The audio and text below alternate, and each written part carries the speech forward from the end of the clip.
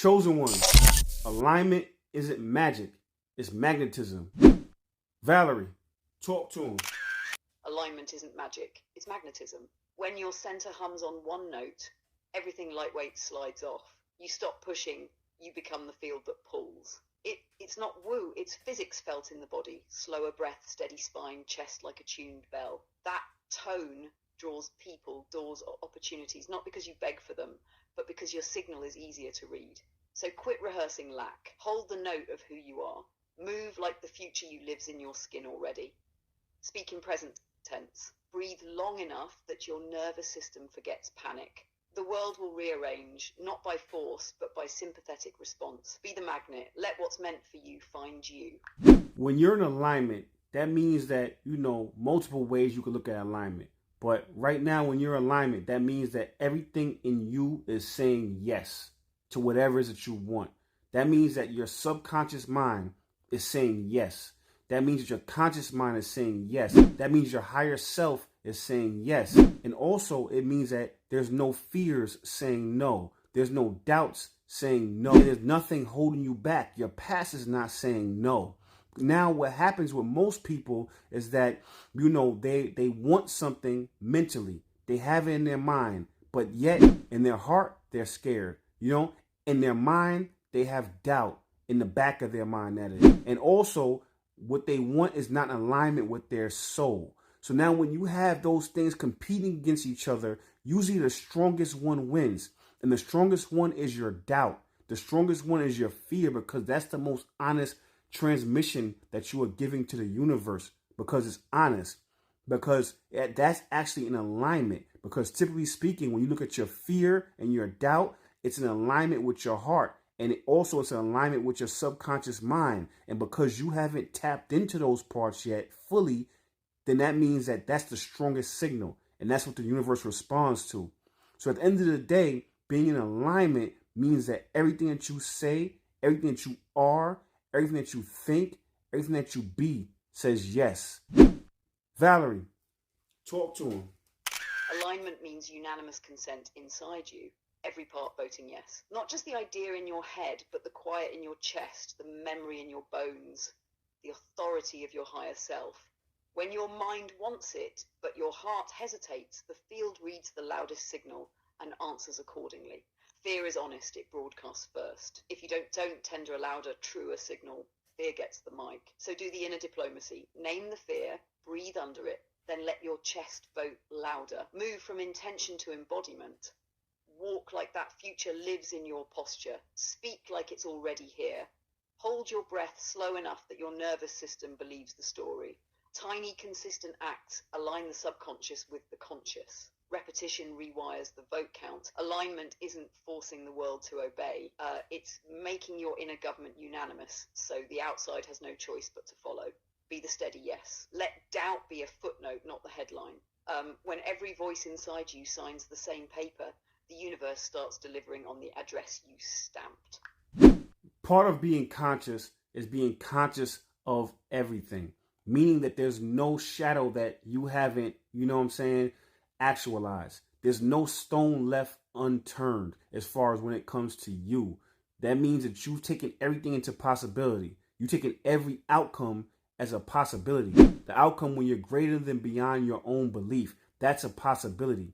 Anything that you can think of, you can achieve. So many people are scared of their wildest dreams. So many people are scared of achieving things because they're scared of the responsibility. They're scared of loss. They're scared that they're not enough. So they allow that fear to truncate their best self.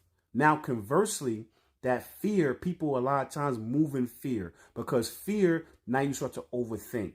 Now you start to be in your logical mind, because now that's you trying to control the outcome. That's you trying to control things. And that's also you trying to use the matrix's thinking to be able to find some type of stability. You know, so now if you look at what can go wrong instead of what can go right, now when things go wrong, you're not disappointed. You're actually kind of happy, whether you realize it or not.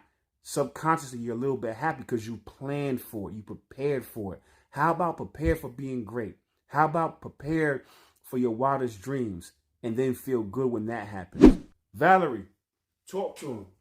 So many people rehearse their downfall because it feels safer than rehearsing their greatness. If you expect the worst, you get to feel right when it comes. That's not consciousness, that's fear dressing up as strategy.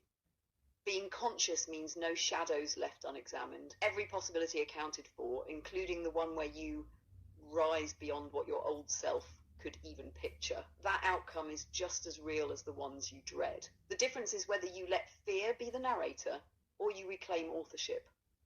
Fear wants to keep you logical, calculating, controlled, in matrix mind. It tricks you into trading vision for preparation against loss.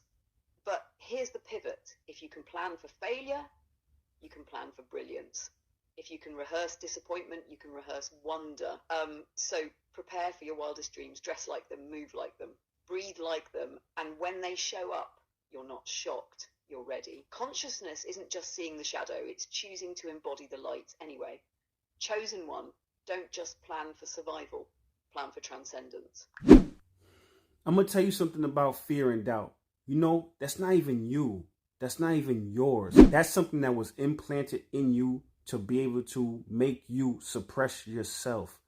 Like I said before, you have the spark in you. You have the spark in you. You are part of God. Why would you take a low vibration emotion like fear and doubt and then think that's you?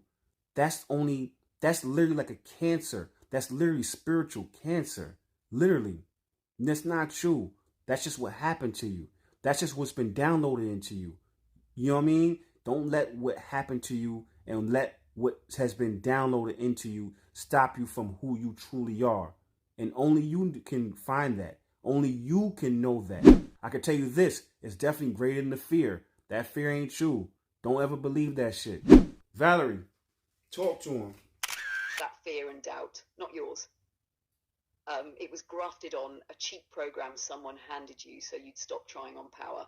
Call it what it is. Spiritual malware. It lives in your history, not your essence. Your spark didn't get corrupted. It got buried under someone else's noise. So do this. Meet the doubt like a trespasser. Look it in the face. Name it out loud. Then give it a smaller seat in the house. Breathe until your chest becomes a metronome. Feel the ember in your sternum and feed it attention like prayer, not panic. Move as the future self already inhabiting that ember would move. Steady, small gestures that accumulate into gravity. Remember, knowing is not hope. Knowing is jurisdiction. When you know you're a child of source, fear loses its credentials. It can lobby, it cannot legislate. The work isn't to annihilate the doubt. Don't give it that drama, it's to out-hold it. Hold your center longer, louder, steadier, until the field rewrites its preferences. You were never meant to be a vessel for other people's scripts. You're a generator. Keep tending the spark. Walk like the light is already you.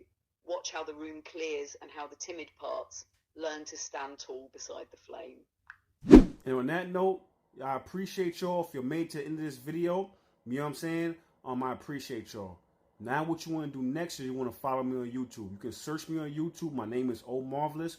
Or if you found this on TikTok, you can go into my bio, my description. There's a link to my YouTube there. The reason why you want to do that is because we do deep dives on the Matrix every Sunday. And we also, all my old catalog is there. So you can catch up and, you know what I'm saying, watch a lot of the old stuff we did. And on that note, stay tuned.